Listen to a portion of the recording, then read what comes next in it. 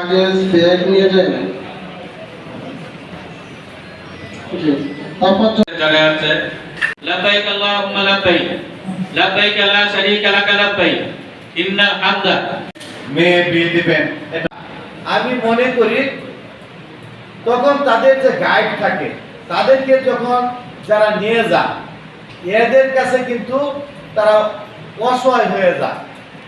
আমরা দেখেছি অনেক মুআল্লিম আপনার শুধু ব্যবসার উদ্দেশ্যে উমরা হজ এবং হাজিদেরকে নিয়ে ওই এলাকায় একবারে এমন ভাবে ছাড়ে, দেখেছে পানি কিনারও টাকা নাই, অনেক হাজি আছে আমি দেখছি কৈফত করে। এইবারেও কিন্তু আমি দেখছি অনেক উমরাত গেছে, দেখছি লাকা ওয়াল মুলক লা শারীকা লাক।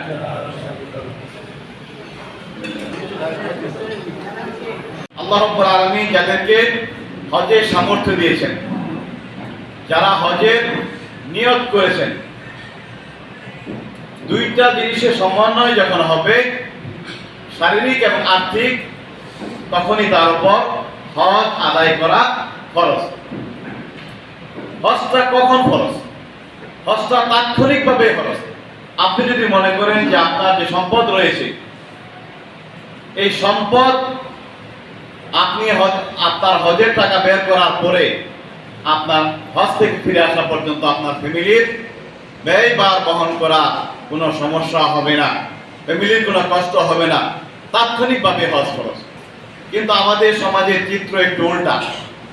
আমরা মনে করি যে আমার এখন বয়স মাত্র, আমি এখন ইনকাম করতেছি, একটা ভালো একটা অবস্থানে আসছি, আমার ছেলে মাত্র ভার্সিটিতে গেছে, মেয়েটাকে বিয়ে দিব, এখনো সেইভাবে সাজিয়ে ঘরবাড়ি করতে পারি নাই, এটা করব, করার পরে ছেলেরে বিয়ে দিব, মেয়েরে বিয়ে দিব, সুন্দর একটা বাড়ি করব।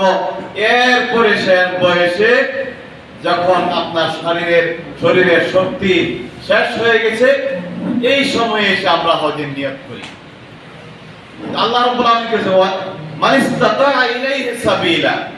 এখন আপনার সম্পদ আছে কিন্তু আপনার শারীরিক সামর্থ্য নাই, আপনার উপর হজ ফরজ না।